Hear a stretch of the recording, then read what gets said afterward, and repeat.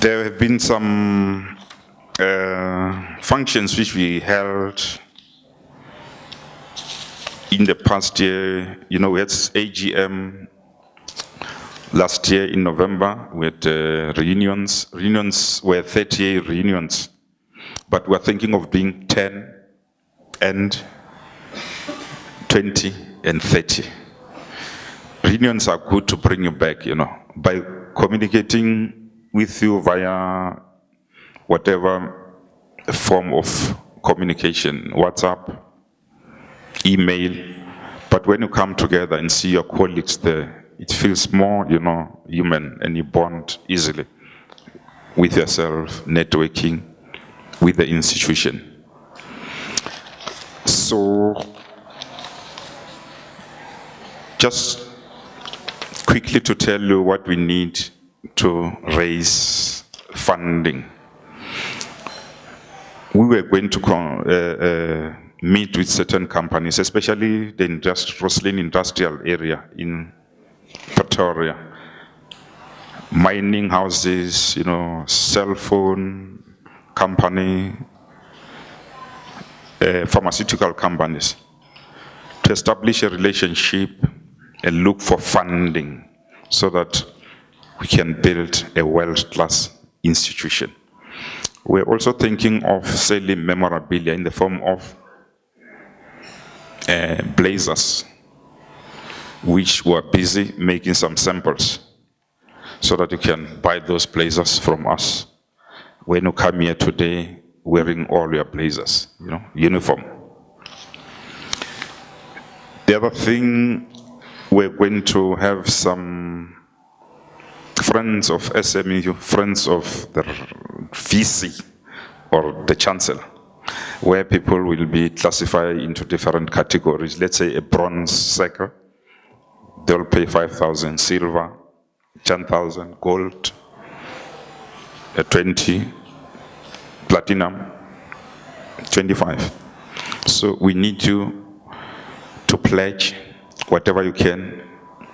And pledging are just a minimal, but to, through your networks, give us the people you know, companies, you know, some alumni who have deviated from, you know, health business and they're in other business where they're successful. We need those people so that we can contact them. They can donate or even put us through to other, you know, potential donors. Without wasting your time, in summary of the reunions, we meet outside the university. Before we used to meet at the university, but it's cheaper to meet outside the university. So this year we're in the 1988 30th reunion.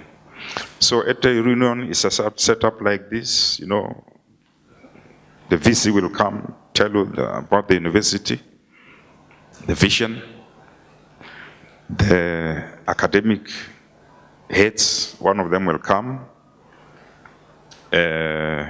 class reps will come and talk, and then we also invite the families of the deceased colleagues to be there with us, which is normally unusual.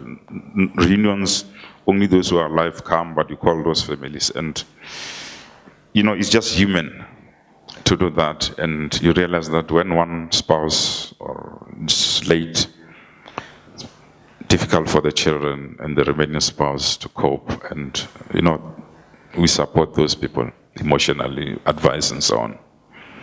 So these are normally what we do, especially the class of 88 this year. We've got DVDs and photos for you if you attend the reunion of the whole function, which is good.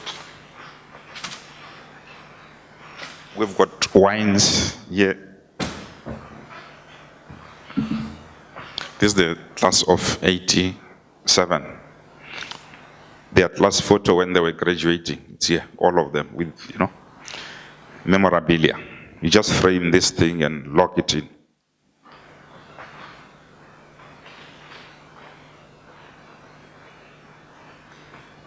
And then we have got golf shirts. I think Dr. Strata is wearing that. He was there at the reunion. And the cap.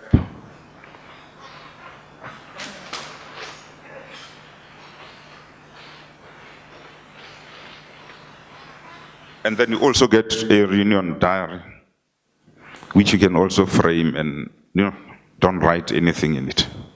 Put it on your office or whatever. And also I've got pens, reunion pens and key rings. So those who are class of 88, all categories, physio, medical, dental, please tell them November is the day. Thank you very much. Without wasting time, I've been requested just to continue with the program and run with it. I'll request the VC, Vice Chancellor, and the Principal of SMU, Prof. Christy Pierre. You know him very well. He doesn't need any introduction. He was appointed last year. As you remember, he used to be acting, a very good man. Thank you, Prof.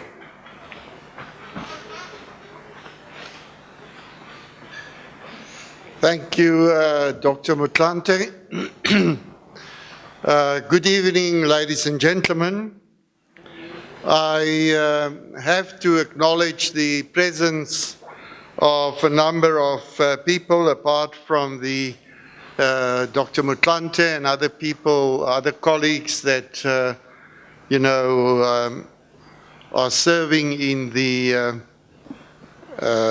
executive of the association. I also have to recognize, and it's my pleasure to do so, Dr. Popi Ramatuba, alumna of the university, not an alumnus, an alumna of the university. She's female, and we have to be correct in that regard.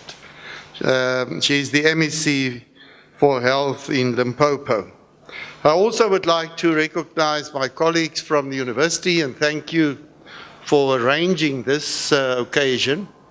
We need a lot of energy in this meeting, and let's not hold back on in whatever we wish to acknowledge and whatever we wish to applaud.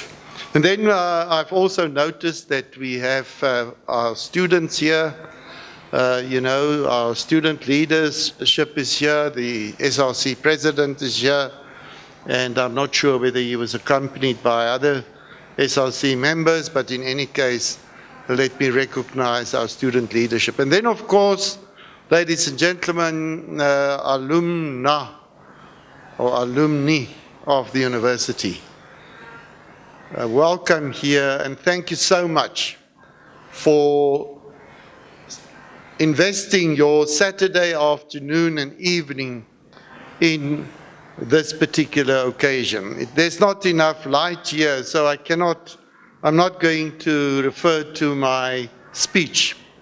So I'm going to talk to you from my heart. But thank you for coming. This is a very important exercise. As you've heard from Dr. Motlanthe and others, we're going to establish chapters of the SMU Medunsa Alumni Association all over the country. And this is the first one that we're establishing this evening. The SMU Medunsa Alumni Association is recognized, is a statutory body. It's recognized through the statute of the university. So it's a serious business, and we have to make sure that we successfully run the SMU Medunsa Alumni Association. But ladies and gentlemen, let me talk a bit more about what you want to hear this evening as alumni of the university.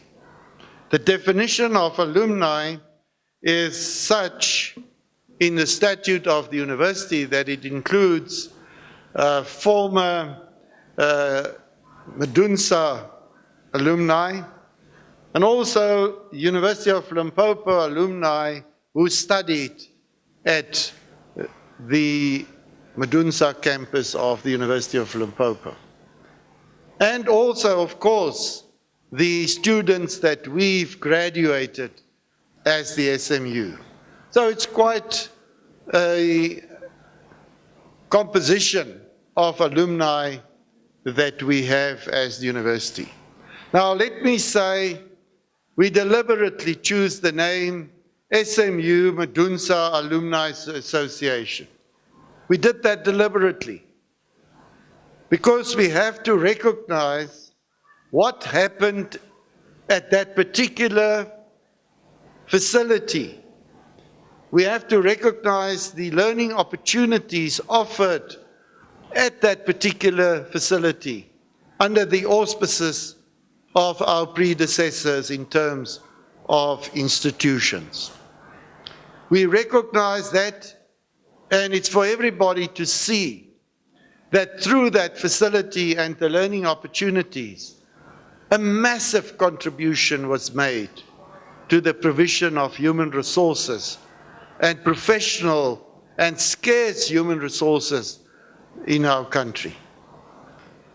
Let's recognize that. Let's involve those people that are currently, many of them, important professionals in our country. Many of them are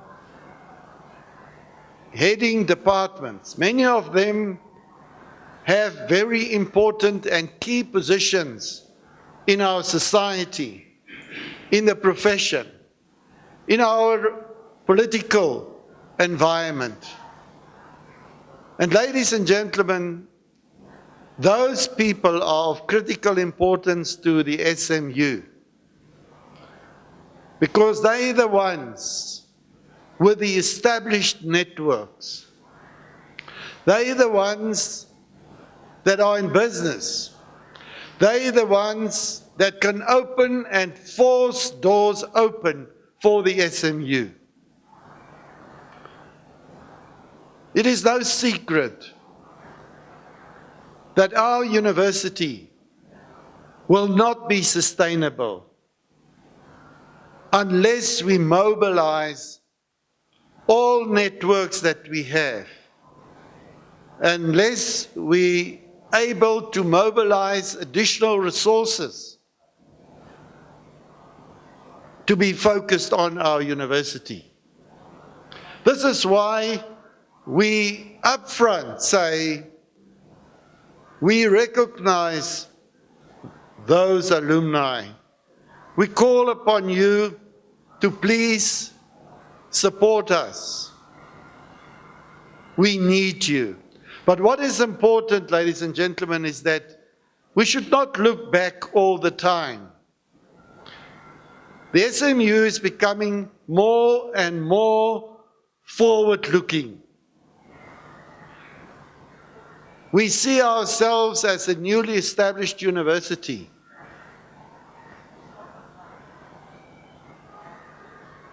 Aiming to achieve a number of goals that we've put up for ourselves. We need to move forward. We need to make sure that we achieve the aspirations that we've articulated for the university. And important, ladies and gentlemen, and we've recognized it, that we need to develop jointly and we need to embrace, all of us, both the alumni and our people on campus. We need to develop and embrace a new common goal for the university. If we wish to engender energy, if we wish to get people to the point where they commit for the SMU, if we wish to mobilize our people, to achieve anything going forward, we have to have a common goal. We have to understand where we're going. We have to understand the strategy of the university. And it's important that the strategy of the SMU Medunsa Alumni Association would also support the strategy of the university. It's important that you sitting out there be empowered to be able to articulate what the SMU is all about and where the SMU is going. Ladies and gentlemen, we need you to market our university in all its dimensions, in its historical context, but also in terms of where we're going. You need, as Dr. Motlanthe said, you need to be our ambassadors. But it's not only about marketing the SMU. Importantly, it's also about defending the SMU out there. There are many perceptions about the programs, the quality of the programs, the professionalism of our alumni, looking backwards and also with regard to our current cohort of students. There are a lot of perceptions, some of them very negative. And I have to say this evening, all of those things we must prove to be unfounded, malicious, and preposterous. But how are we going to do it? We have to demonstrate. We have to prove. We have to live. We have to be professional, and so forth. I want you to be empowered, ladies and gentlemen, not only to open doors for us, but also to defend our university and market our university. And now, for you to be able to do that, I have to tell you a little bit more about the university, about what we plan and where we're going. Since my appointment, ladies and gentlemen, we have developed a new strategic plan for our university. A strategic plan for the next 5 years. That plan has been finalized, and the final version will serve before our council the end of this month. It was a process of having workshops, consulting many stakeholders, and so forth. There's a lot of noise about that plan. We should be careful as the university not to be like an aeroplane, and there's a lot of noise coming from that aeroplane, but there's no ground speed. Okay, we're not a helicopter. We should compare ourselves with an aircraft taking off and going at a particular ground speed with a view to achieving our goals.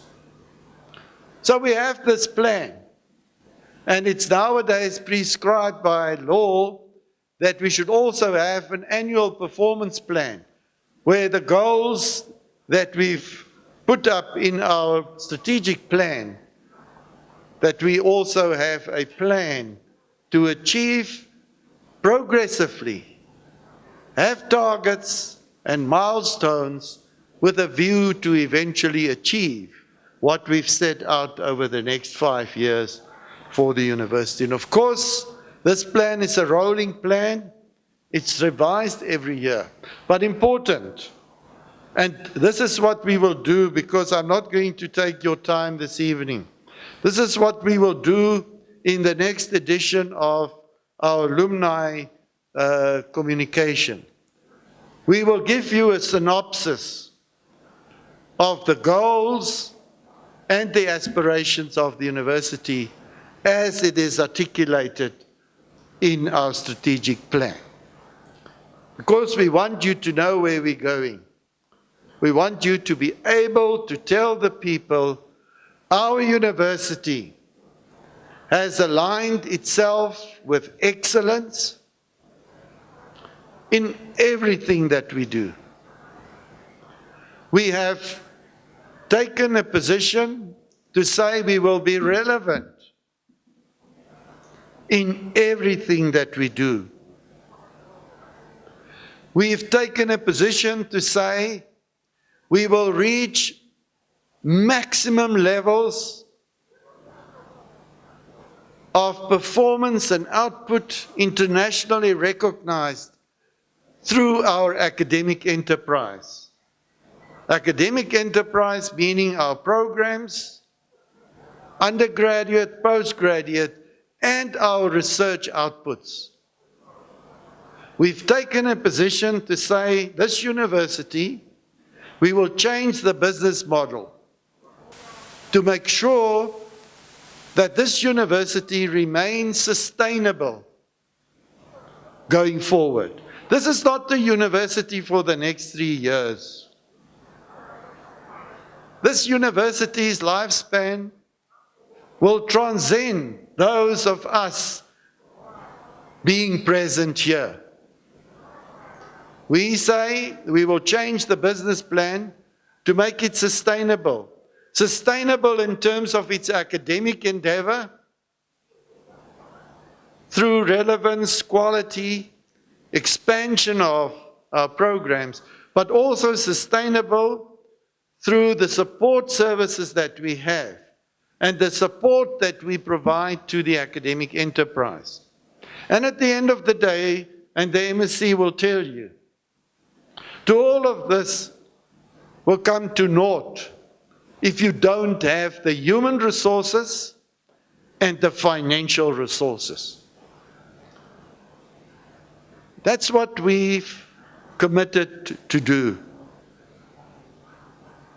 And when it comes to the financial sustainability of the university, ladies and gentlemen,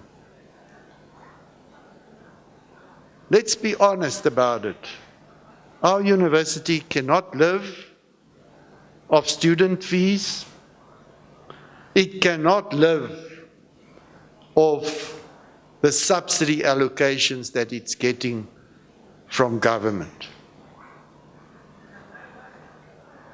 There's a deficit of 150 million rand per year on the operating budget of our university.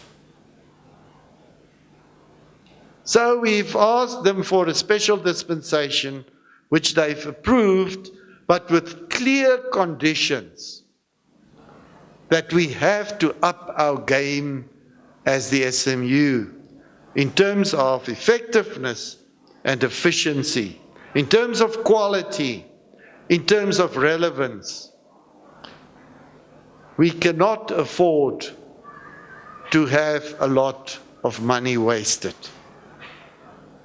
But it's true, ladies and gentlemen, if that's the situation with regard to the operating budget of the university, we don't have money even to invest in the establishment of new programs.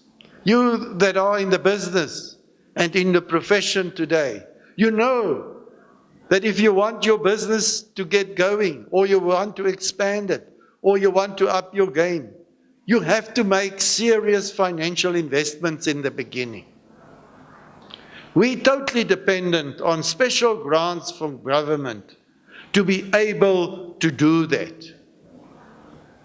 And what we've also committed to do, there are two more things. The one is, we said the student and staff experience must change for the better. What we currently have is totally unacceptable. And we work hard with student leadership and others to change that, both in terms of the support that we give to our students, both academically and otherwise, but also in terms of their experience in terms of infrastructure, in terms of the organized student life. We have to up our game. It is not good enough for us to be reckoned as a world-class university. So we have an expanded infrastructure development program. We received 1.05 billion rand as a commitment from government to drive our infrastructure development program, ranging from building 4,500 new spaces on campus, residence spaces, to building a new administration building, academic complex, and important, a student services complex. Another 800 million rand for some of the projects. And I believe we're going to get that funds, which will bring us to 1.85 billion rand of capital that will be invested in our university over the next 4 to 5 years. It is our responsibility to unlock that, to optimally unlock the value of that for our institution, for all stakeholders. And by the way, the university is a major player in the economy of the space that we occupy. And we have a policy aiming at empowering economically also our community out there. But it's important to note, ladies and gentlemen, that we cannot disappoint our biggest funder. Our biggest donor at the moment is government. We cannot disappoint them by not unlocking the value optimally. Important, and this is the point that we will be making during the launching of these chapters. We cannot remain dependent on government going forward.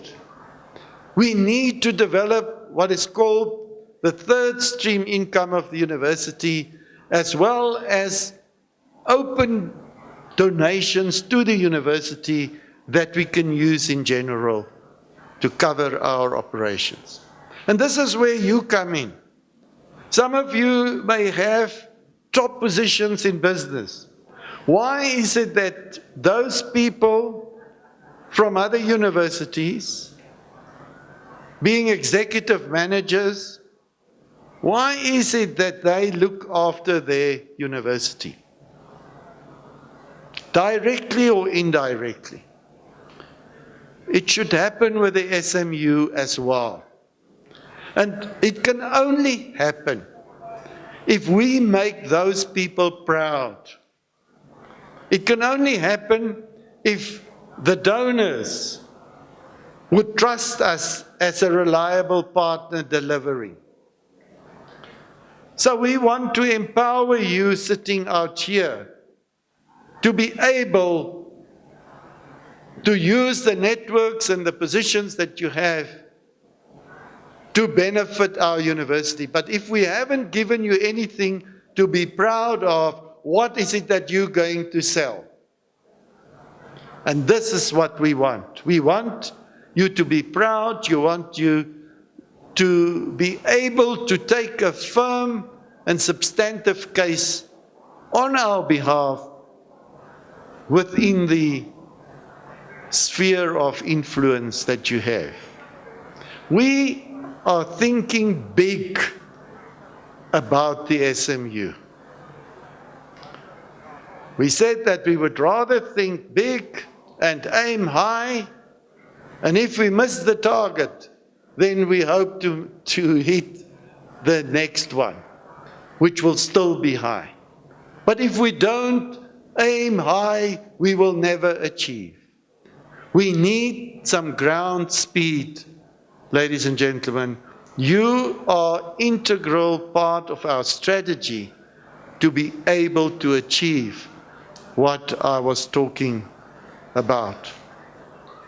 It's not only the student experience that we want to change. We want to change the institutional culture of our university. If we wish to transform that university substantively, and there's a lot of work to be done in that category, we need to have a transformative institutional culture. And that institutional culture can only be transformative, first of all, if it is based on a recognition of fundamental rights of our people. And we're going into next week, and we have, Wednesday, which is Human Rights Day. And we need to celebrate that also as a university, with an institutional culture, embedding fundamental rights. But we need to change the culture in many ways. And it's an attitude. I had the privilege of speaking at another occasion this morning. And the theme there was the power of your mind. It's a mindset that we need to have, a change of mindset. And a mindset is the most powerful thing to mobilize an organization and to focus an organization on the achieving of its targets. Ladies and gentlemen, I am very pleased to be with you. I hope that I've given you something to shout about. I hope I've given you something that you would want to embrace and be proud of eventually. We're going to make you proud through our achievements. We're going to give you all the reason in the world to stand up in an international meeting to market and to defend the SMU. We're forward-looking. We need to move on, and we are proud of our alumni. We're extremely proud of what you've achieved in national and international context, but we're also proud of the commitment that you're having towards your local community. We will support you in that regard. So thank you very much, and I hope you will enjoy the evening and that we will really mobilize our energy and mobilize ourselves and focus on the SMU going forward. Thank you.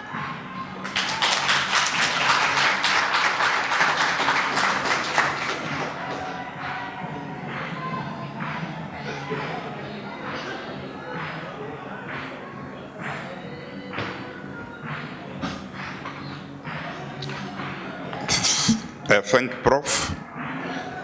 You have put it very, very well in a nutshell. When I visited Stellenbosch and University of Cape Town, spent a week there with the alumni associations, they told me that without the help of your alumni, you're just, a university on shaky ground. And UCT this year, they are aiming at a target of raising 1 billion rand. They must have started somewhere. I don't think they started with 100 million, 200. Probably started with some 10,000, 20,000. So we need to aim high, as the VC has said. The other thing which is said is, the research. You need world-class research in order to be recognized. SMU has got a booklet. They are doing a lot of research, but unfortunately it's not known. And then in our leaflet, we'll be taking some of the extracts from the researchers to show you that they are doing something. You read journals, you don't see anything, you think, those people, they are just useless, but they are doing a lot of research. It's just that it has not been communicated to you. And then the other thing is there are forms in the folders, membership forms. Can you please fill them, don't forget them before we leave. And then our next speaker is our alumna, not alumnus, as you heard. Dr. Poppy Ramatu, the MEC for Health in Limpopo, a political and health politics animal. Thank you.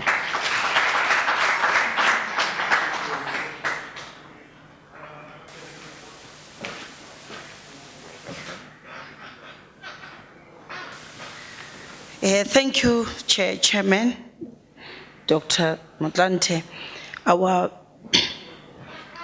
Principal, Prof. De Beer and Ms. De Beer, and all our alumni and alumni who are here. Special greetings from the people of Limpopo. We want to really appreciate the fact that indeed you also thought of us, and you also thought that this province, as both Medunsa and SMU, and equally the University of Limpopo in the middle, you have contributed a lot in terms of the human resources that we are currently having. There is no facility that you can go and do not find a product of this particular facility. Unfortunately, I'm happy that the Secretary of Summer is here. What we always do, their generation, when you have been trained by Medunsa, or I'll refer to Medunsa because we are the group of Medunsa. When you are trained by Medunsa, but your second degree or specializations from UCT or VETS, you tend to be more of an alumni of VETS or UCT. You do not consider that university which admitted you when all these other ones refuse and feel you do not have enough points to can train and be a doctor. I think Prof, the advantage of being a politician is that we can talk as we wish. The reality is that truth is we tend to feel ashamed that we are your products. We feel that you are not good enough for us to can associate ourselves with you. Now that I've got a second degree from Pretoria University, I'm more, even on my profile of Facebook, I've seen my classmate take his writing, I'm a product of UCT. But I know this person, I was with him struggling, dissecting there in Medunsa. Why can't we talk about Medunsa? Because Medunsa admitted you when VETS was refusing and rejecting you. So today, now that you are a doctor, they were able to give you that. So some of our super specialties, yes, will come from those facilities, and we really appreciate that. But we're just saying, don't forget home, where you come from, where you were taught, the one that is responsible for you to be a doctor. And my message to you, Dr. Motlanthe, as they are finalizing here, because I'm here to talk about the health in Limpopo, not politics, but given this opportunity, I also felt I need to raise this. My message to you, Dr. Motlanthe and Prof, is to remind you what President Fidel Castro once said. I'm quoting him. I began revolution with 82 men. If I had to do it again, I do it with 10 or 15. And absolute faith. It does not matter how small you are. If you have faith and plan of action, you will succeed. So for me, the fact that 80 people did confirm and you are with a fewer number, better fewer, because these ones who are here, they're simply telling you these are the most committed one. Maybe if we were 80, There could have been also Dr. Ramathuba who want to contest every position for the purpose of CV, and you would nominate me and vote for me, and the structure never function. But now that you have these few that you have, who on a Saturday evening you can hear next door, there is life compared to this side. Could have been better off utilizing our time next door, but they've chosen to be with you, Prof. and Dr. Mtlante and your entire executive. I think take this as a blessing to say, as Castro said, I started with 82 men. If I'm to start again the revolution for the Cuban people to be freed, I will definitely do it with 10, even 15 men, because I know those men and women, as long as they've got absolute faith, I will achieve what we want. I strongly believe, Prof, what you have started today with the men and women who are here in Limpopo, these are the men and women who will take you somewhere. That commitment that you are talking about, I mean, the president has spoken about it. It's now our slogan. Everybody's asking to Mamin. That's what you were simple saying. Who is agreeing to be sent to go out and be an ambassador of this institution? Because you're quite right. We're competing for resources. You want resources as university. Now we've declared free higher education. We also want money for medicine. The local government want money for housing. Others want money for electricity. They also need money for education, basic education. So the competition is very high. If we don't become innovative, we are not going to succeed in what we want. We can't continuously say we'll depend on the grants from the state. It is not going to be possible for us to run our program unless we bring this. Because some of us will say in health, you can't. It's the priority for you, as government, as treasury, is to give us the bigger chunk, because we can't run the programs that we are running without funds. So this is a great initiative, and I agree with both of you to say we need to move towards succeeding. Our presentation will try to summarize, because we're not going to bore you. Many of the colleagues who are here are coming from the province. The state of the province doesn't need them to, they know it themselves, and they understand the frustrations that we are going through in order for us to win what we want. We must just remember that we come from a past wherein while our mandate is derived from outcome number 2 of a long and healthy life, let me just give a simple background of where we come from. Coming from Dr. Dlamini is here, she will remember, where you have the Republic of South Africa, you had TPA, you have Venda, Libua, Gazankulu, you have many governments, you have many departments of health, which you needed to make one department of health. And that was legalized. You were defined in terms of access for health. It was defined by your geographic location and also by the color of your skin. And this was legal. It was there within the constitution of the country. It's not something that was not done legally. So when you are staying here in Polokwane, Petersburg, you were not allowed to have access of Petersburg Hospital. You would go to Shiho or Mankweng, even if you get an accident closer to those facilities, because you would not be black, or if let's say you are, I want to use where Dr. Muida comes from. Being vendor speaking, staying 5 kilometers from Elim Hospital, Dr. Muida, if he gets an accident, he will not be allowed access to Elim Hospital because he is vendor speaking. He must move to Chirizini or Silom. He will not be allowed to go to Louis Trichardt Hospital because he is not white. If he is Shangaan speaking, he will go to Silom Hospital, he will go to Elim Hospital, but will not go to Chirizini Hospital, no Louis Trichardt Hospital. This is the past that we come from. 1994 breakthrough abolished this whole system and gave us one Department of Health. No more Republic of Venda, Republic of Transkei or Ciskei, whatever. We were given one, and constitutionally it was one. But out of its own, from nowhere, we have now developed another 2 healthcare systems without being legislated. They are there. There is a private healthcare system. There is also a public healthcare system. These 2 systems are not legislated. We just formed them as we were moving on between 94 and now to say now you are no longer going to have access to healthcare based on the color of your skin or based on the language or your geographic location. You will have access to health based on the size of your pocket. If your size of pocket is fat enough, if you get an accident when you are in Savannah Mall in a taxi from Mankweng, you will jump Puluso Netcare and be taken to Mankweng or to Petersburg Hospital. You will not access a Netcare Pulus. So we have gone back to that system that we try to abolish, although this time around we have established them based on the size of our pocket. So this is the systems that we need to find a way on to say, you can't say you've got two healthcare systems. You've got to have one. You got to be saying this, how do you then balance the two healthcare systems that are there to say people can't be disadvantaged because they do not have money.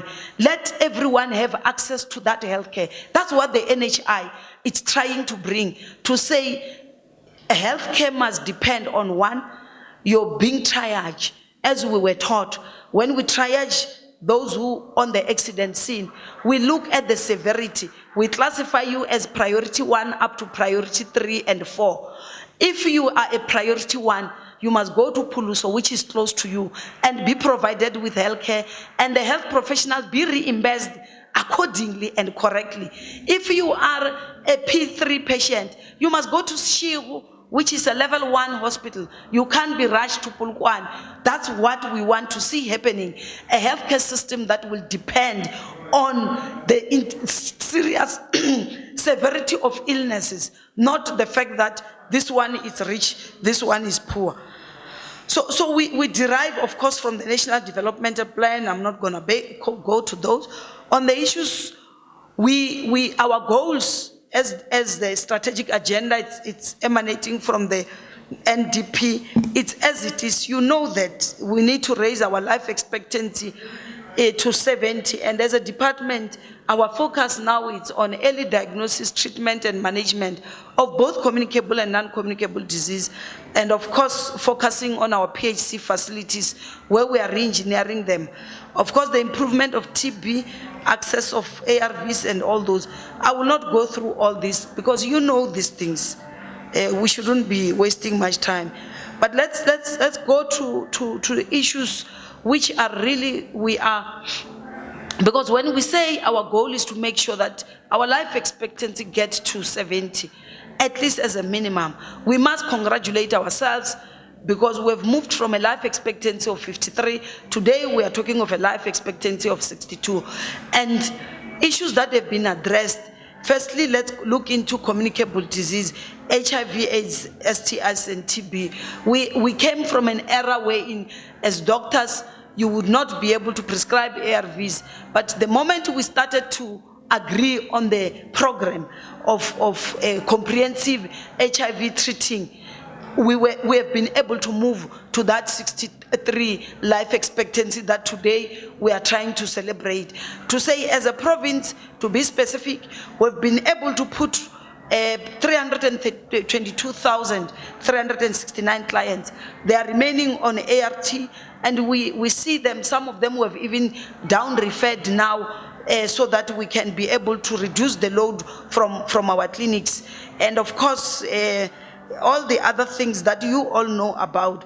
One area which we think as a department we have done well, given the challenges that we have, it's of course the transmission. Because 2014-15, mother-to-child transmission, 2014-15, when I was appointed, it was at 4.1%. We worked hard on this one. We reduced it to 2.1, and today, the latest, we are at 0.96%. This is where we are.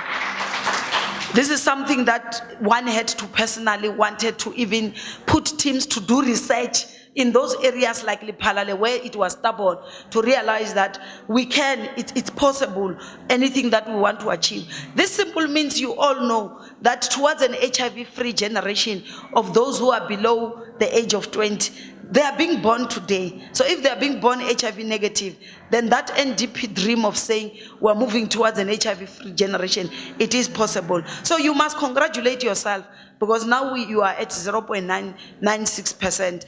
And of course, the TB success rate, it's one area which has been very stubborn, which now we are at 82.1%. And we of course, we must, especially even on the whole HAST directorate, the fact that we trained many nurses to initiate ARVs without the assistance of the doctors, the fact that they are working on their own, even on the TB, which we have to put up different centers. When you see many unrest in the department, some of them are as a result of we are introducing new things, which want to correct things, but we know in the past 10 years, past few years in this department, we have been having challenges. I think when Dr. Dlamini left as an HOD, she left, and immediately after her resignation, more than 5,000 people were appointed in 1 month and fill up the PESAL. And those people, amongst them, when I look, there's no nurse, there's no doctor, there's no cleaner, there's no groundsman. It was admin clerks.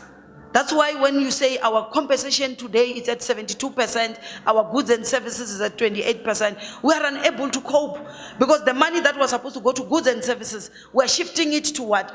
To compensation. When we say to Treasury, we need to appoint cleaners, Treasury says, but your staff establishment is full.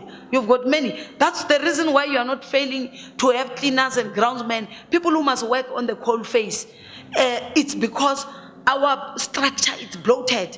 There was a structure which was approved quick, and which is causing a lot of challenge that we need to. And of course, our antenatal visits also contribute towards children being, because right now we are no longer waiting for you to visible when you are pregnant.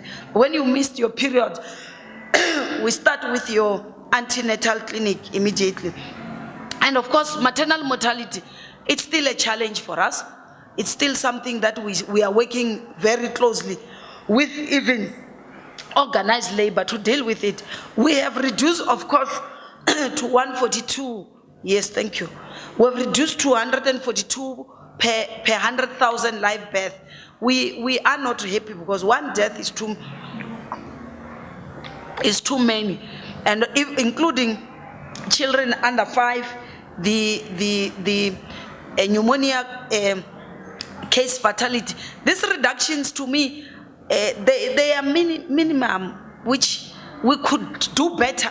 I still believe that if we can just be focused, because when you look where I fight with my former organization, SAM, it's when I begin to say to them, Dr. Muila, some of these maternal death are as a result of our attitudes as healthcare workers. Our attitudes, not only healthcare workers, starting with management in the hospitals, starting with the CEO of a hospital, that attitude towards how to run the hospital, it then calculates from the CEO of a hospital to that junior doctor and to that junior nurse, where there is no sense of agency.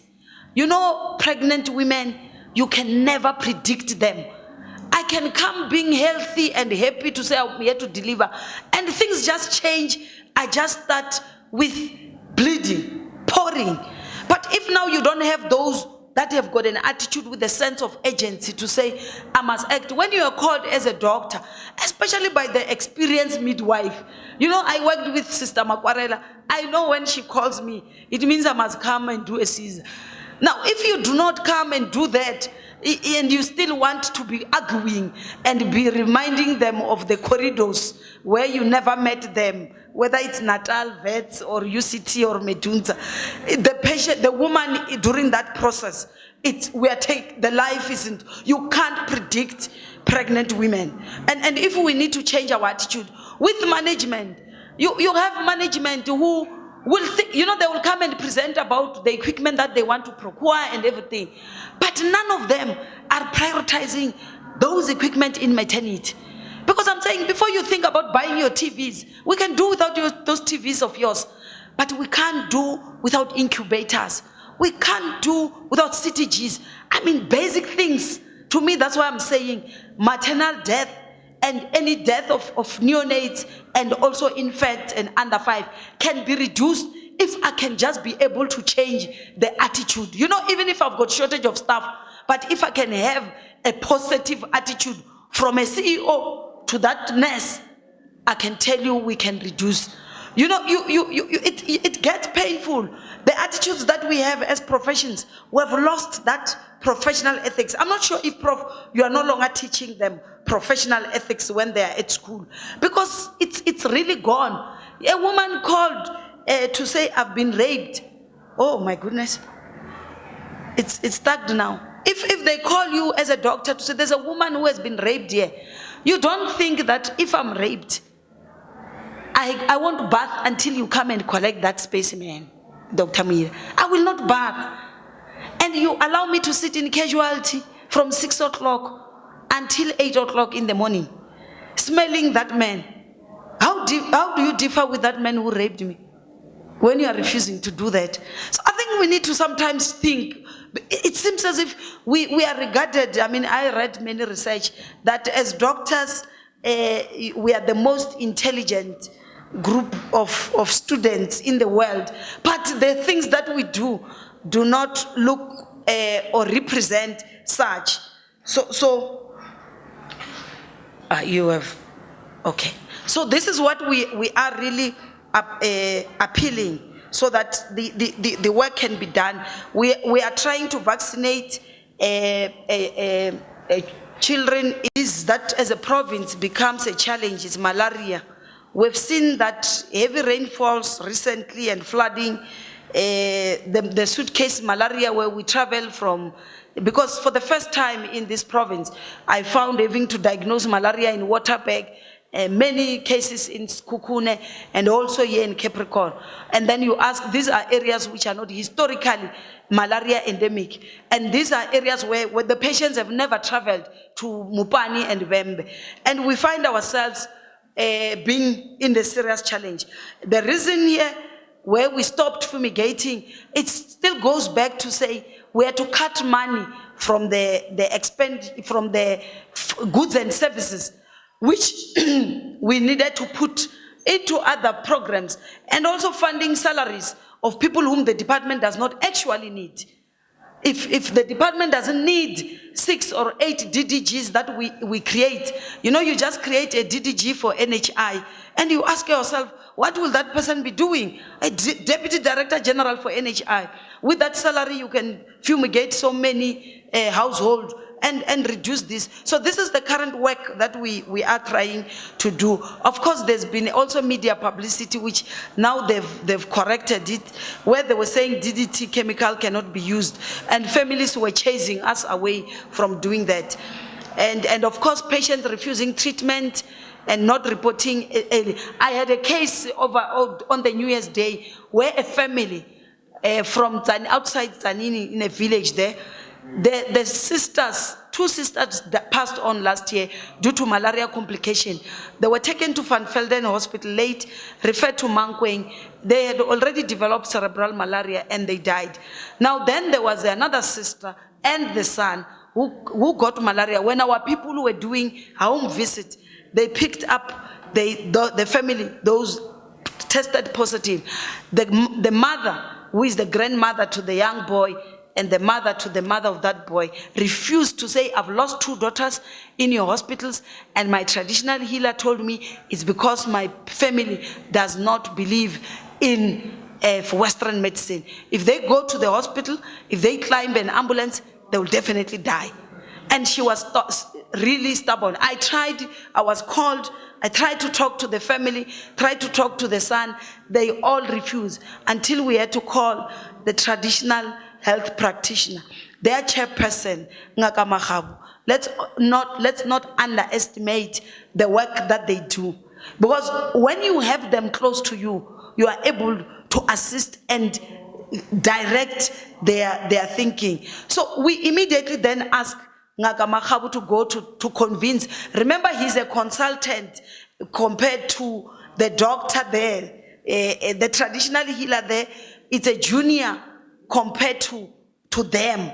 So when he went there, they were able to listen to him, and he took them to the hospital with their car.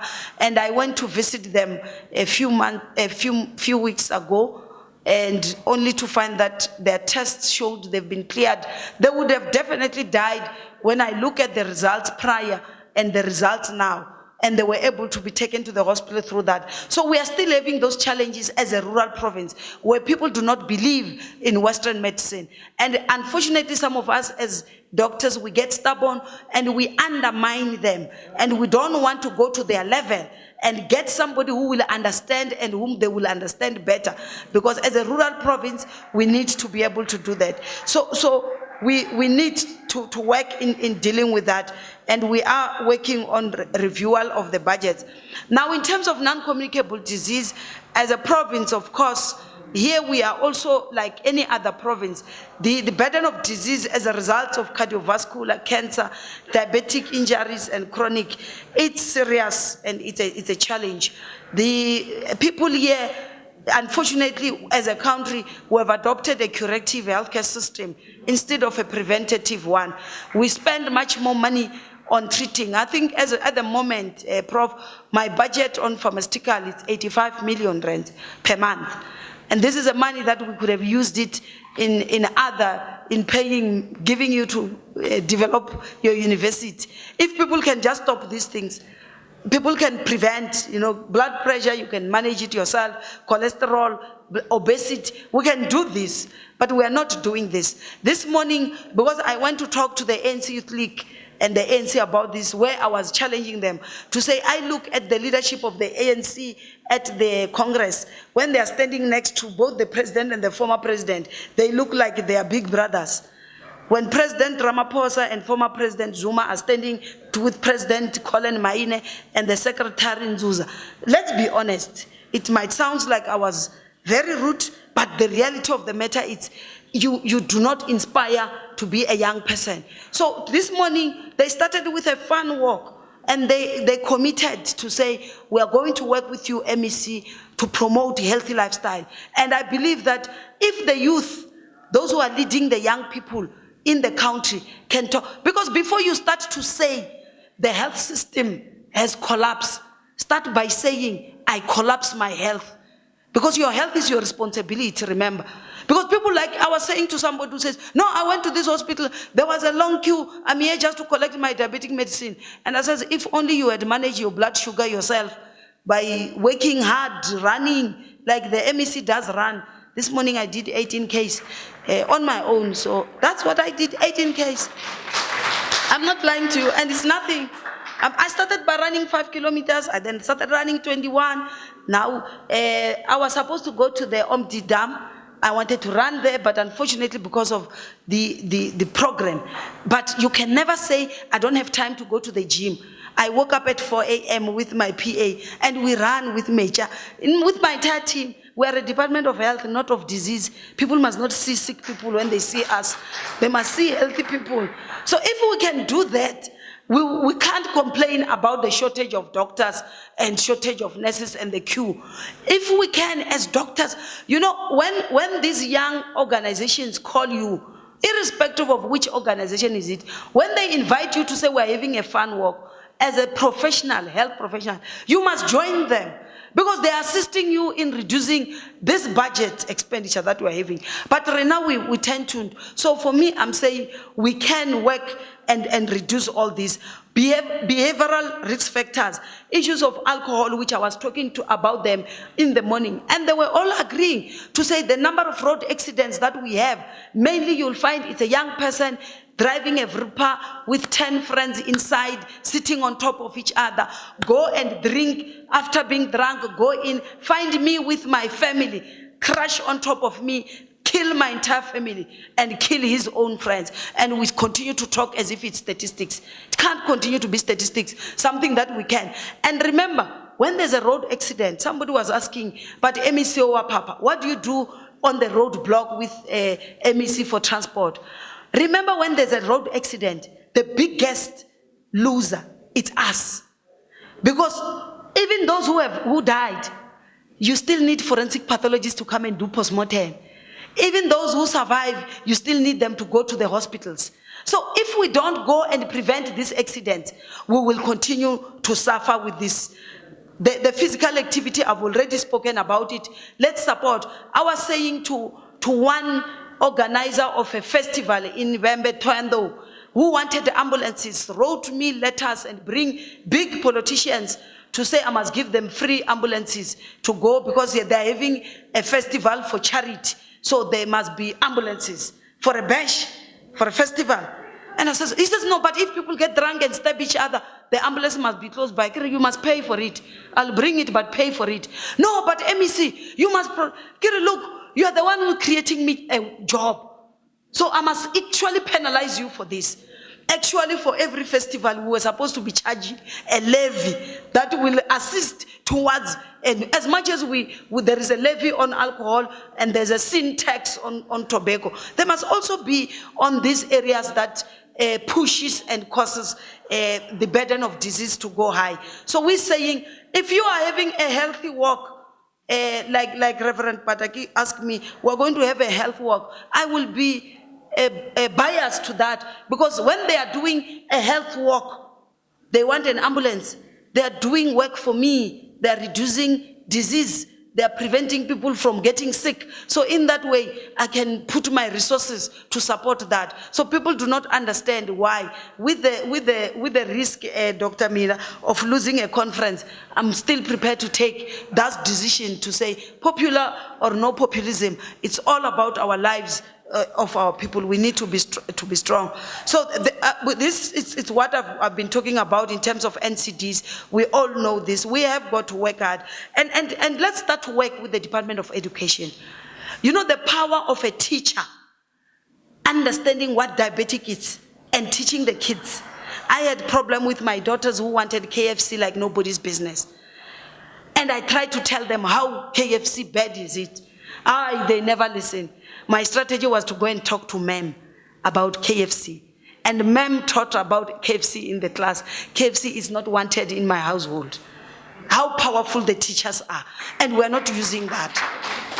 We are really undermining the power, because, especially at the primary level, not when they are already, at the primary level, if the teachers can start to teach them about the danger of all these things. You know, there was a time when Minister Angie spoke about young people getting licensed when they're still at school, so that driving a license should be done from a primary level. Where you're talking about road safety, from a primary level, talk about basic hygiene. When we grew up with our Bantu education, we did, what was that subject called Ngudamutakalo?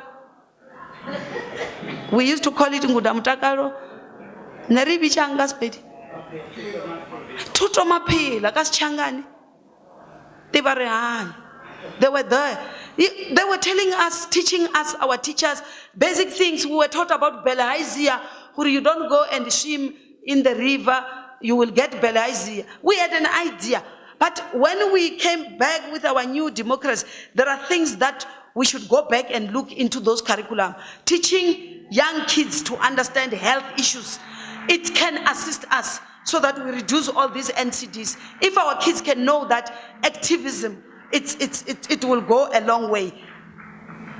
This is some of the statistics that we will not repeat. We've seen some successes in terms of the management of hypertension and diabetes. I've already spoken about injuries as being one of those that is causing our life expectancy.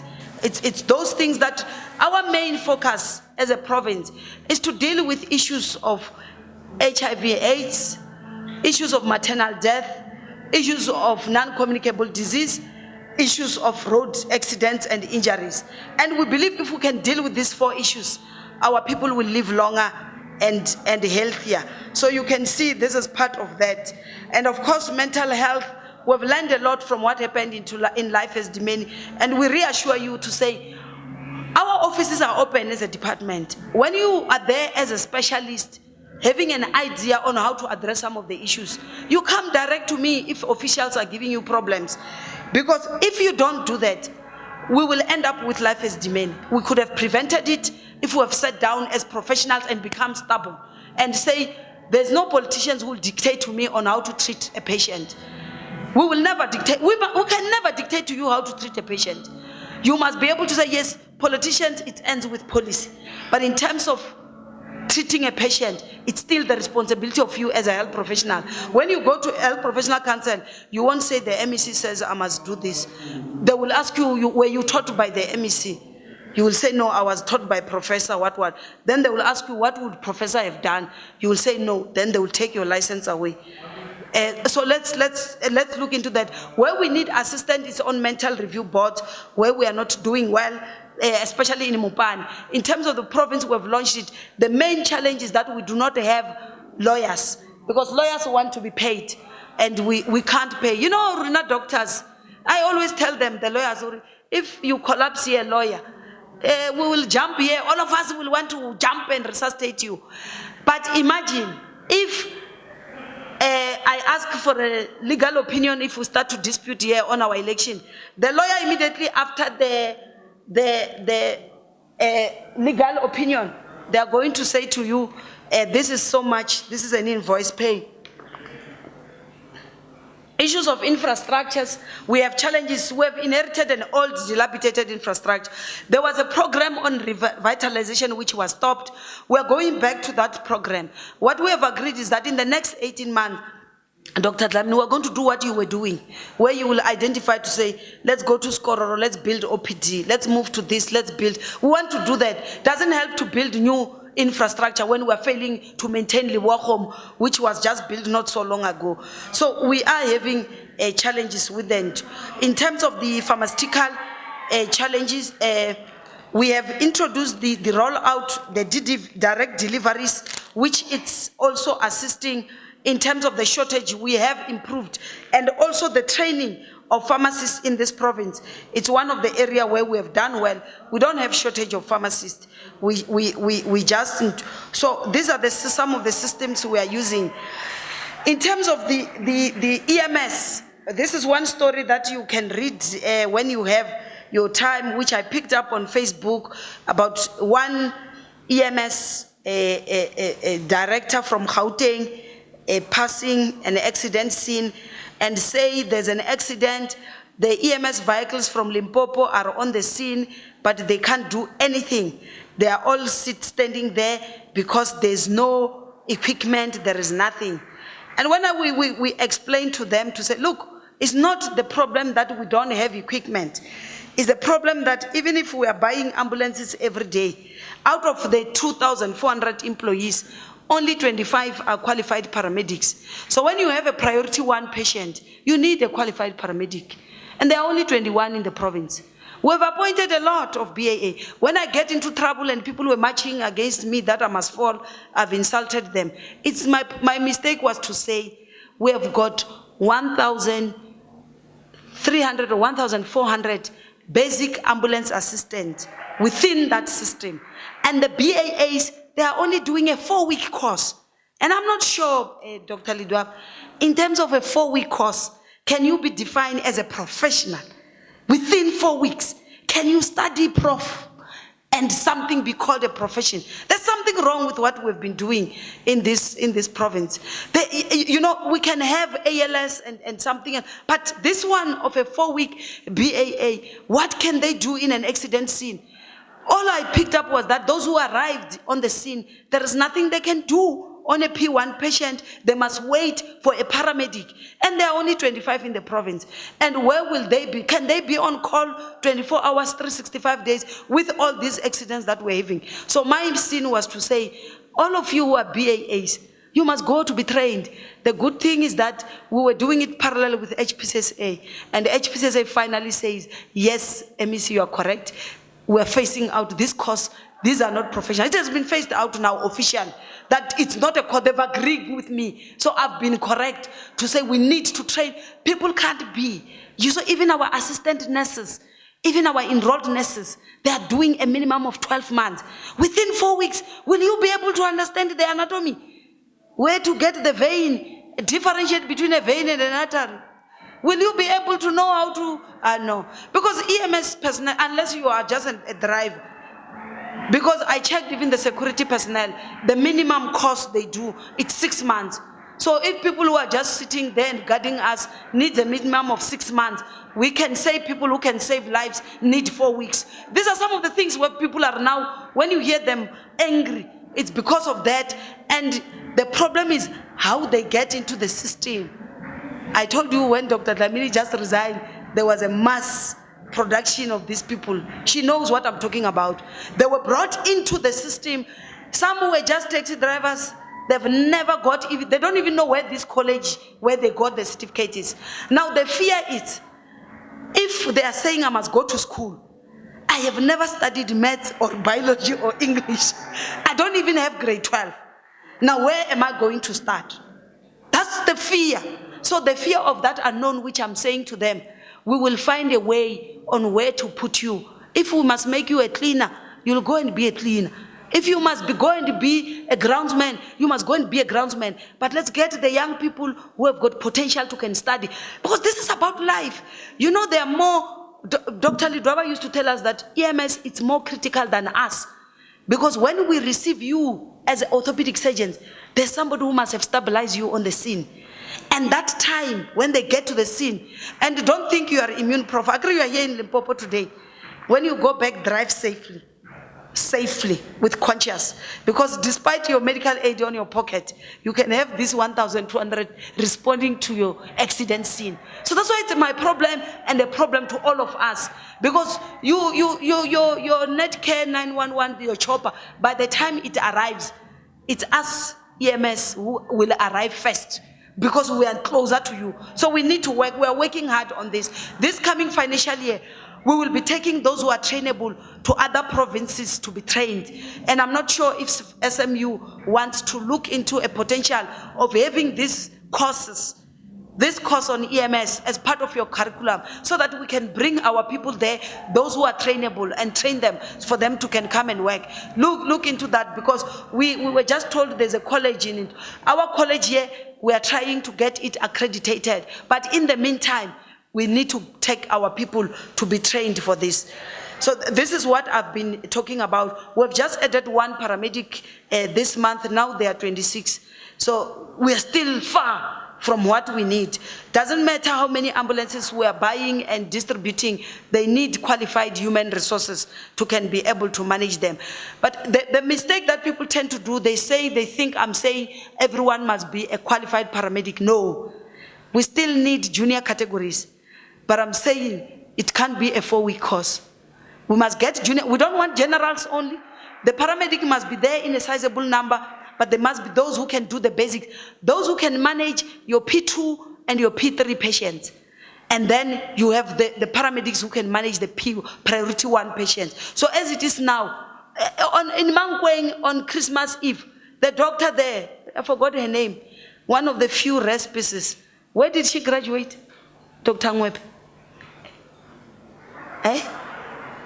Yeah, I think it's SMU. One of these doctors who just said there were 3 head injuries there. There was no paramedic on duty. She gets into the ambulance and said, I'll transfer. I'll do it. I can't, because the paramedic says we're tired, we're exhausted. She says, I will do it. And she has done it. And this is, you see, she's leaving casualty. To what? To another junior, to interns and ComServe. She must transfer patients. It can't be that way. So I'm the one who feels the heat. Not those who are toying to say MEC is insulting us or we are not educated. I'm the one who feels, I had to go there in the morning, I found 2 patients also waiting, where we had to organize a chopper to take them to George Mukari again. Because we have got this challenge of then in terms of the EMS. So this is what I've been talking about. We have worked on it, and the human resources who are working on it. The re-engineering of PHC, we will appreciate if all our clinics can run 24 hours. We are struggling on this era, wherein we are not running 24 hours. Corporate services, here I only wanted to show you that we've got a lot of staff that is resigning and leaving, but we are not replacing them, if you look. Because Treasury is saying to me, you don't have money to replace, because I must deal with that backlog. Now what we have done, we've developed a turnaround strategy. We presented in the HOD's forum to request other departments, especially agriculture, to take some of these people. Don't ask me why agriculture, but they can do well, some of them with cows there and pigs, not human beings. So we are negotiating with other HODs. So please take some of this stuff. That's the only way we can do, because if you look at those that are terminating 832 core, and these are some of the bursaries which we are trying to share with you. There is also the Cuban. I would appreciate if the alumni can also debate the issue of the Cuban training. We have now suspended it because of these challenges. When they are coming back, we do not have place for them. We are now having 3,000 out there. If you look at this, to say 2018, 40, it's back. 2019, we're going to have 146. 2020, 216. These blue ones are the ones who must be integrated on the 18 months program. So we don't have a space to do this. And also now, after that, we must start that 40. That 40 that has come back today, this year, must do internship year. And then we must also have 2021. This is just Limpopo. And if Prof can show you even other provinces, it's a lot. And currently we're saying, while we have suspended it to say we're not taking any new students, the view is that what happened 2025, are we still taking them? Or are we standing up as health professionals to say, we've got SMU, we've got University of Limpopo, government take the money, pump in these two universities which have got potential to train all this. Why can't we do that?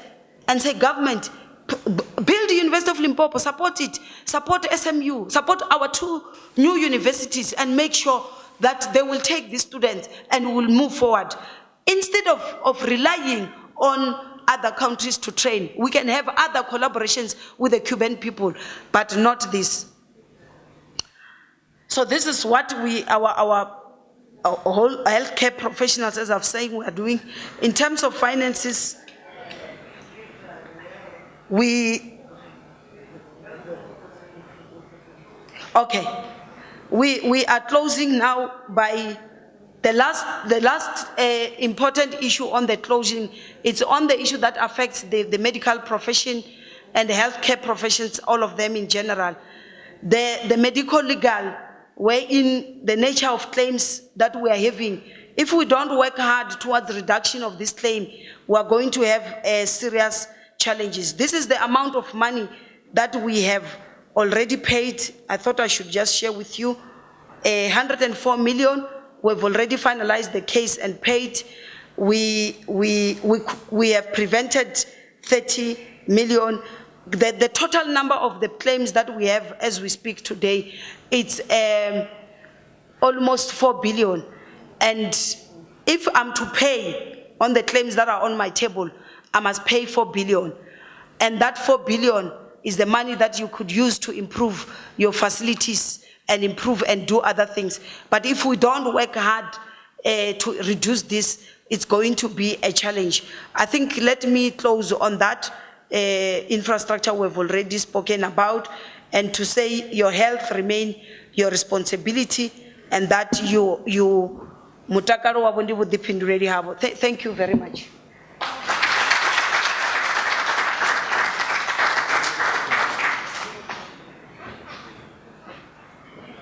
Thank you, Dr. Ramatuba, for the update in what is happening in the province. This is a problem. I was not even aware that maybe because we're in Gauteng, we don't have the news, as you have said.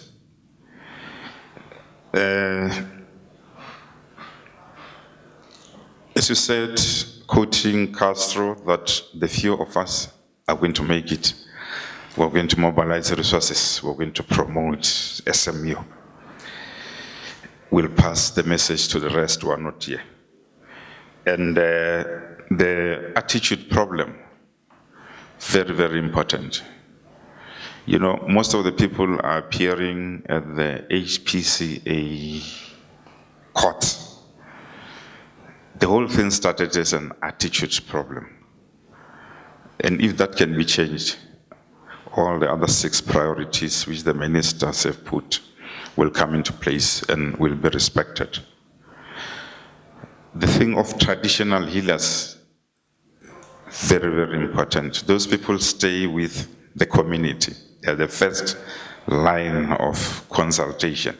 You come there, you stay in the suburbs. You go to your place, at night they've got a problem. The traditional healer is the first line of contact. Don't undermine them, very, very important. And the other thing about health living, I think they must put also a levy on the TV remote. Because the children sit there with, McDonald's and popcorns and the remote. They don't want to go, we should bring those old TVs like Telefunken, where you had to go to the television and change the channel. Maybe or put a levy, on that to the parents. Thank you, Doctor. I think we're running a bit late. Let's try to move faster. Well, let me start by greeting the Honorable, the MEC, Dr. Popira Matuva, our Vice Chancellor, or you're still my Vice Chancellor, of course, Professor Chris De Beers and the partner, the chairperson of the Alumni Association and the executive as well, Dr. Mtlante, the Student Representative Council, I can see they're here. The Director of Marketing Department, Dr. Eric Bule, and fellow colleagues, ladies and gentlemen. It is a great honor and fulfilling, of course, to have been called here to stand in this great evening to share with you my portion of experience during my stay as SMU. I really appreciate this moment. Well, I must be honest, I was a bit agitated when I received a call. Well, as I was saying, I was a bit anxious when I received this call to come and perform this duty. Well, I felt that the beta blockers I indicated just to calm my palpitations. I'm saying this because I'm standing in front of a completely new sphere of life as a unit. Well, there are quite several important factors that I would like to touch on. So I would like to start by saying SMU is a quite friendly and study-friendly environment, but not a user-friendly environment for a student. I will tell you why. Take a look at the geographical location of SMU, of the institution.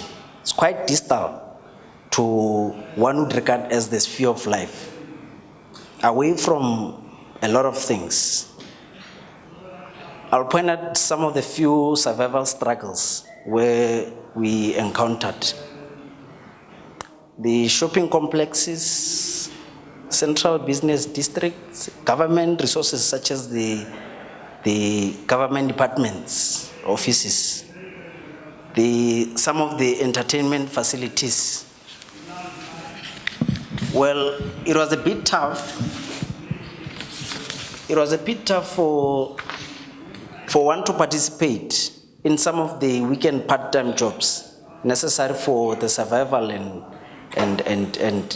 the upbringing of an eager student and a needy student like myself. But hey, we managed.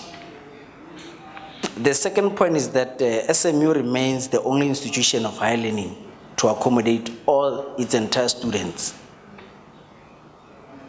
without looking at the rubric such as the academic performances or financial status.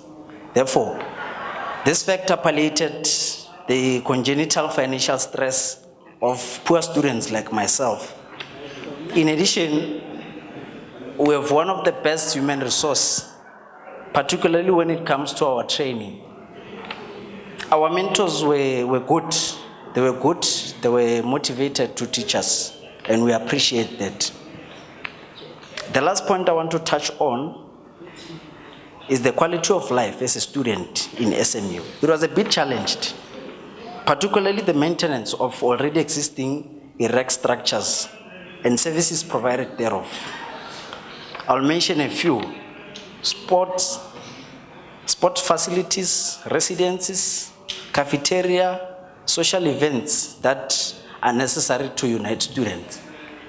I mean, we're gathered here, we want to know each other, but I think the best thing that should happen is I should be knowing my colleagues from the university. We should not unite here, we should reunite here. Well, as I conclude, I would like once again to appreciate this moment. I want to put my hopes upon such initiatives and purpose of this event, which I believe we as the newly diagnosed graduates are going to be provided with thorough induction and be properly orientated to what is expected and not. I thank you.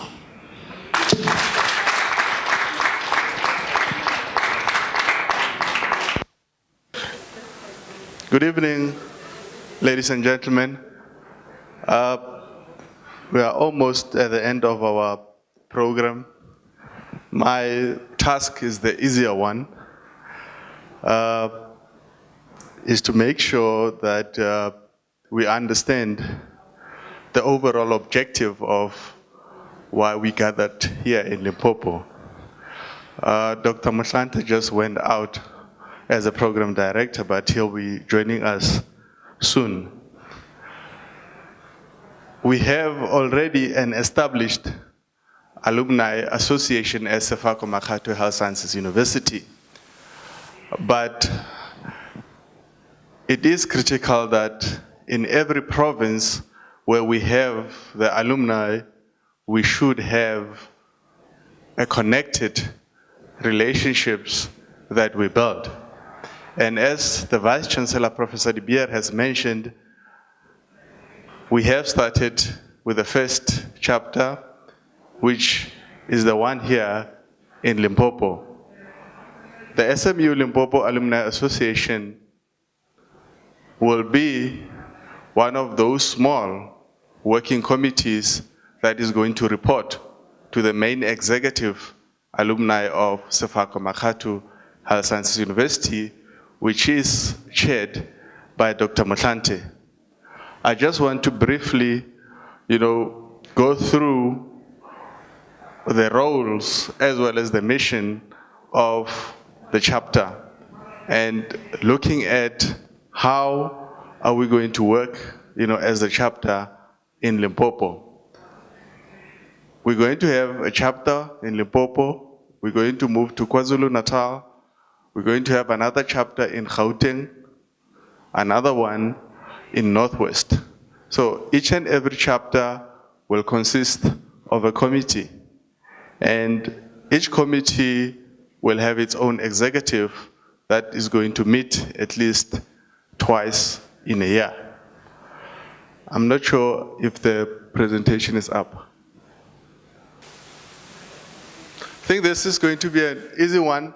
The association seeks to actively involve the current SMU alumni and those who have graduated in the last 4 years. If you're all aware that SMU now, this year, will be turning 4. So we're looking at introducing those who have graduated in the past 4 years to be part of the alumni. The established SMU Limpopo Alumni Committee will seek to serve programs and communications that are uniquely tailored to their own needs in the province. We've noticed that there's been a serious gap, between, the current alumni and the new ones that have graduated. So we're trying to bridge that gap, within the alumni. So we will continuously engage with the alumni on what exactly is happening in the university and also the current development that are taking place. The role of the alumni, Limpopo Alumni Association, is to promote the social, professional, charitable, service and interest of the recent alumni in Limpopo. The association will look at fostering the closer interaction with the greater university community. Also, the attendance of the meeting on the regular basis in order to understand the needs of Sefako Makgatho Health Sciences University to further produce continuous improvement of SMU and its academic mission.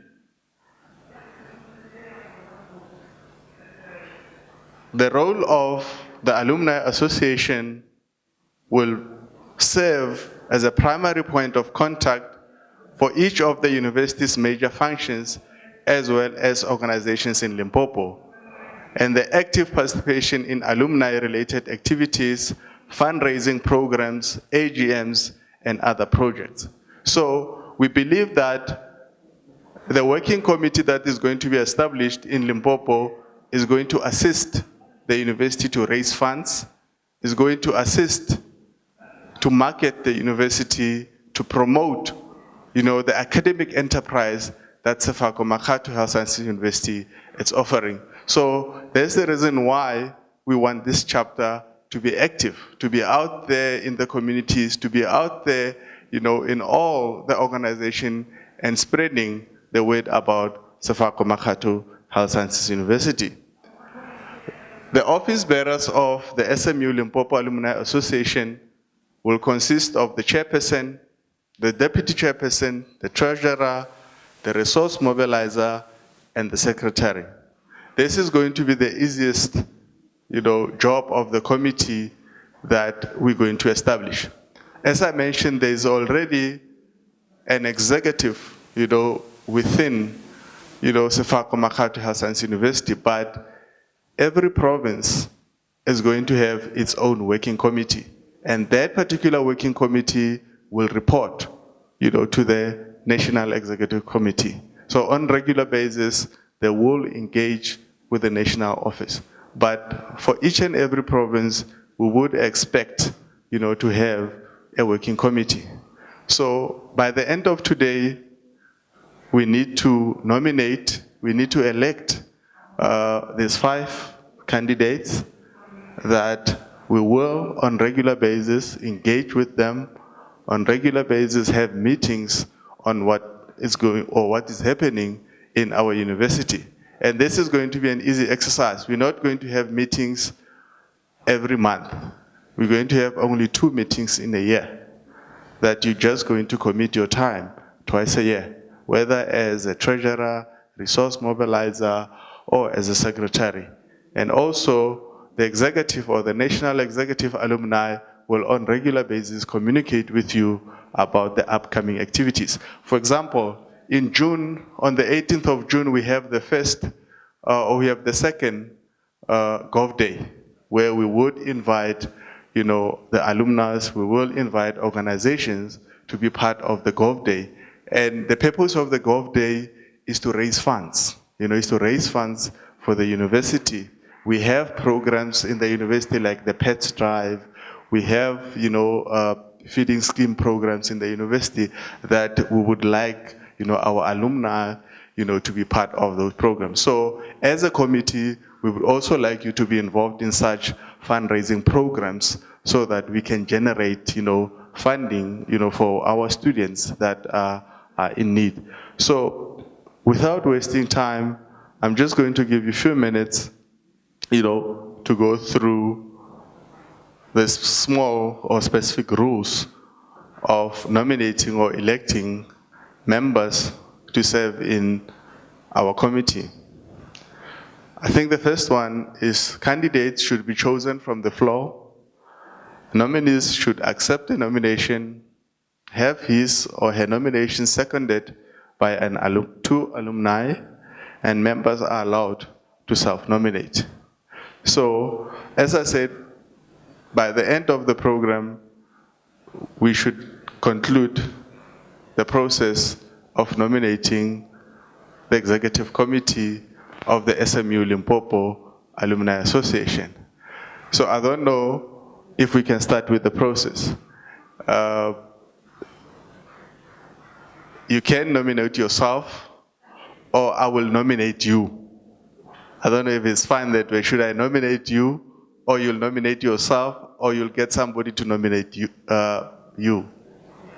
Which one is the easier one?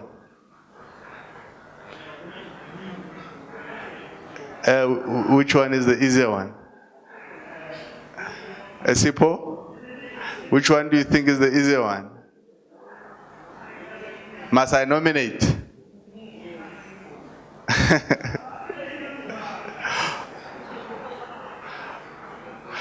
Thank you, sir.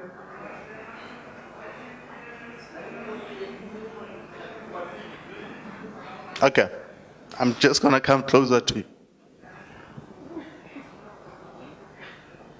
I think what we should do first is to get the volunteers, more especially that we could get the junior ones and the senior ones to take office.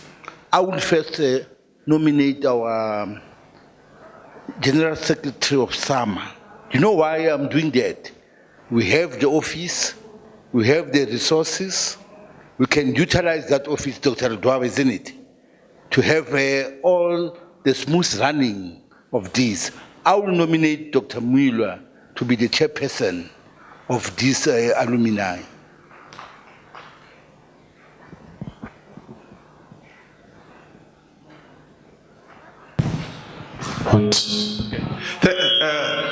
Thank you, Doctor. Dr. Miller, are you accepting the nomination as a chairperson? Dr. Miller? With respect, I acknowledge the nomination and accept. Thank you, Dr. Miller. Do we have a seconder who is supporting Dr. Miller? Lekgetho?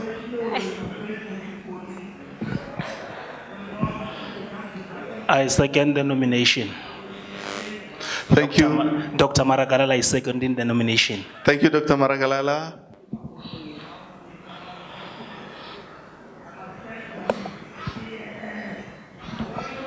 Dr. Maluleka also second the nomination. Thank you, Dr. Maluleka. Can Dr. Maluleka nominate somebody or volunteer for a position of the deputy chairperson? For deputy chairperson, I will nominate Dr. Maragalala. Thank you, Dr. Maragalala. Who's seconding Dr. Maragalala's appointed as a deputy chairperson?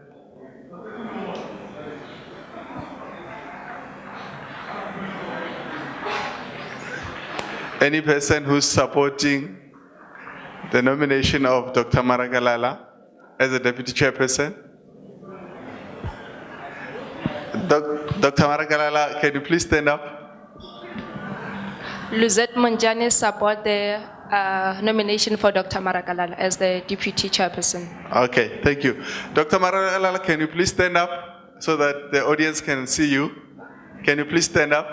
Okay, there's Dr. Maragalala. Okay. Any seconders for Dr. Maragalala as a deputy chairperson? Oh, okay. Second one. All right. Thank you.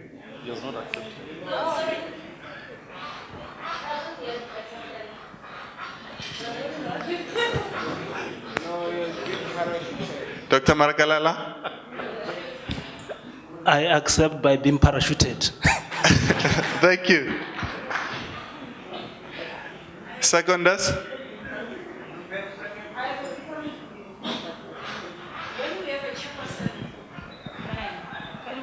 Can we get a chairperson of a woman, a deputy chairperson?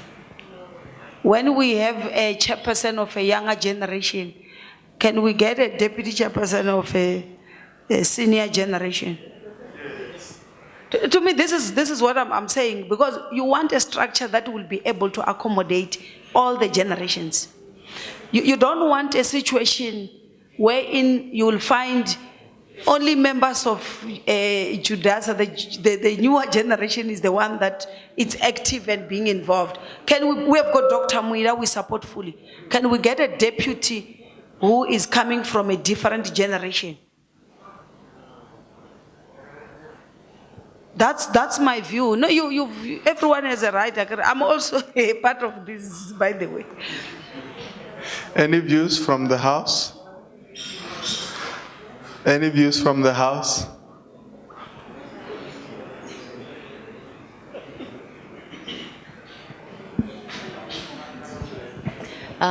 Miss Innocentia Selepe, BSc graduate. I would like to nominate myself as a deputy chairperson in light of what the MEC has said. Thank you. Yes. Second.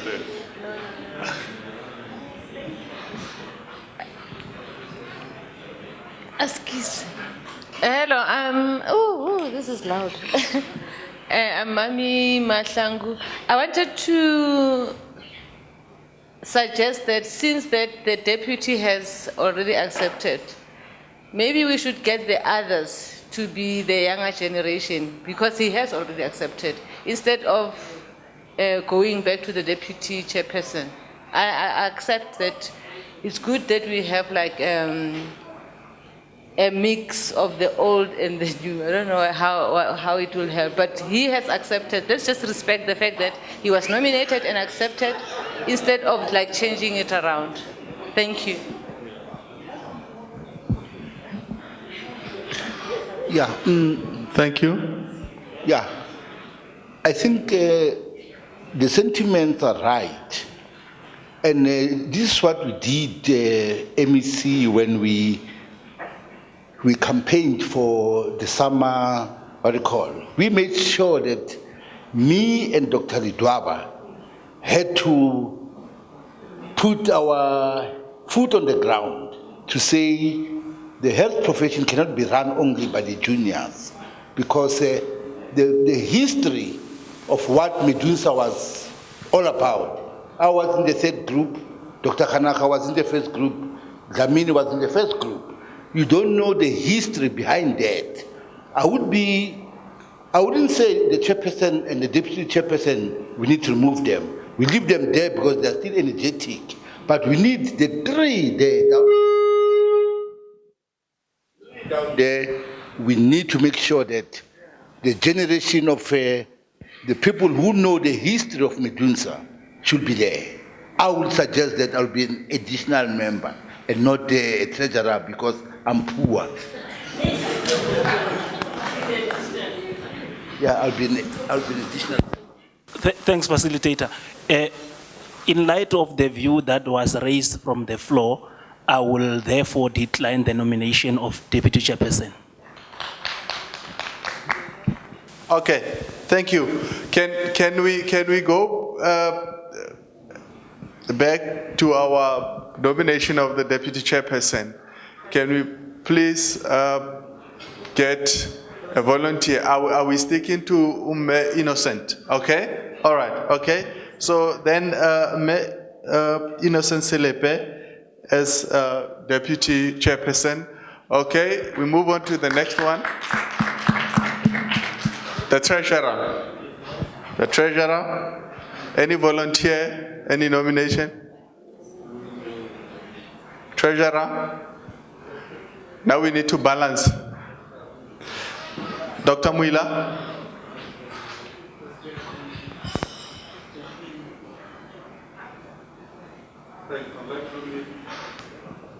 Nominate Dr. Lidwaba.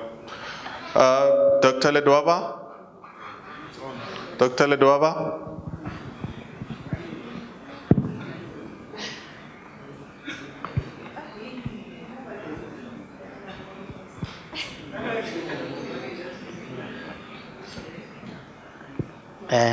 Chairperson, I think it's a very difficult one. You are putting me on a corner, Dr. Miller.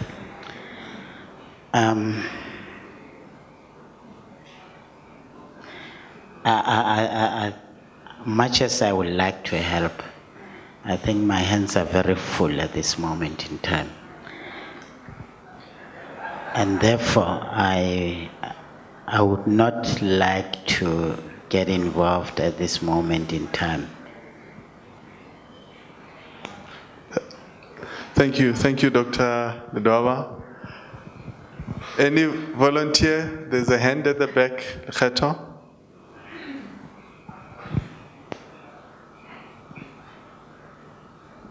Okay, I nominate Dr. Moloto Lekgolo. Thank you, Dr. Moloto. Yeah, just my slight problem is that I've spent time at Medunsa, but I didn't graduate from the university itself. If that is not a problem in terms of the laws, the statutes of the Alumni Association, I will take it. Thank you, Dr. Moloto. Any seconders? Okay.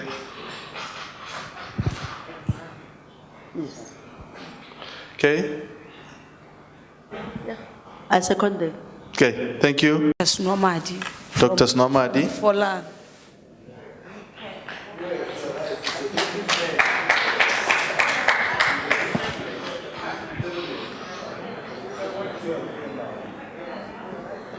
Dr. Snomadi. I accept the nomination. Thank you, Dr. Snomadi.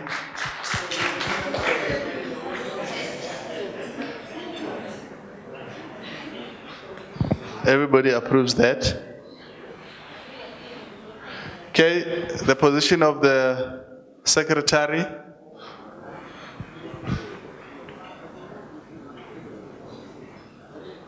Any volunteer?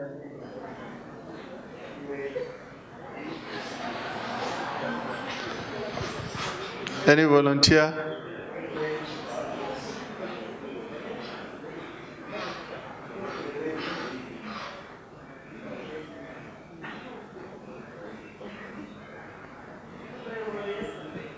Any volunteer on the floor?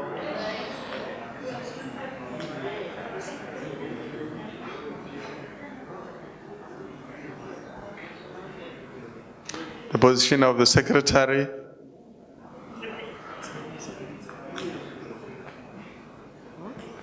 Dr. Muila, are you nominating anybody? Thanks. I would like to nominate. Oh, okay. Yeah, I would like to nominate Luzette for secretary. Luzette as a secretary. I accept the nomination. Thank you.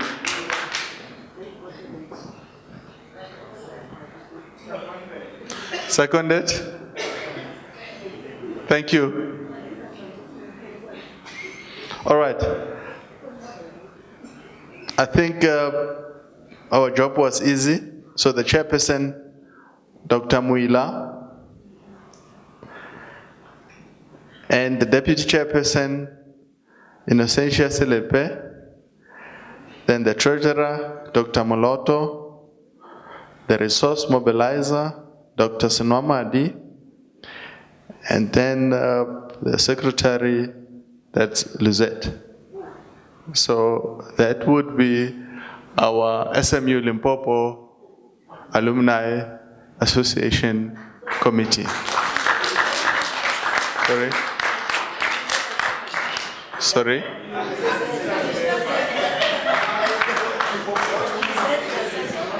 Okay. Can we have Lizette's surname? Monchane. Okay. So that's Lizette Monchane. Okay. I wanted to give little inputs on the resource mobilizer.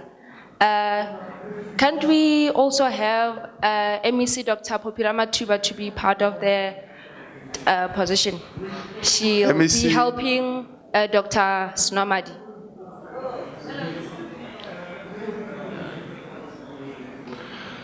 Okay, so suggestion from the floor. We'll see if the MEC, Dr. Ramathuba, will accept that. Dr. Muila and Dr. Marakalala. Thanks. I think the question should be, are we allowed to co-opt members to that particular committee? Because we believe that as that team, we may need additional members with certain expertise and, skills. And I think the question should be, can we co-opt in addition to that, and as to the maximum number of people that we can co-opt so that we can then shorten the process. Thanks. Yeah, I support the adoption. I would love to serve my alma mater, but however, due to the position that I'm holding currently, there is conflict. So we don't want to be conflicted. I'll continue to support, yes, but when I leave this position, I'll be there for co-option. Thank you. Thank you for the response. I believe that the executive committee of the Limpopo Alumni, Association would meet and would discuss on the way forward, and they would also engage other stakeholders within the Limpopo province on how they're going to mobilize, on how they're going to engage other stakeholders. So it will be, in the committee on how they're going to come up with, a working plan that is going to suit them. So with all said, I thank you very much, and I'm looking forward, to meeting the new executive committee and seeing how we're going to work together in moving forward. Lekgetho, we have a hand there at the back.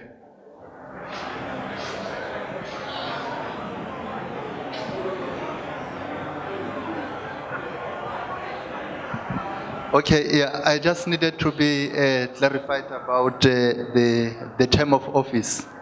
Yeah, after how long are we going to have something like this?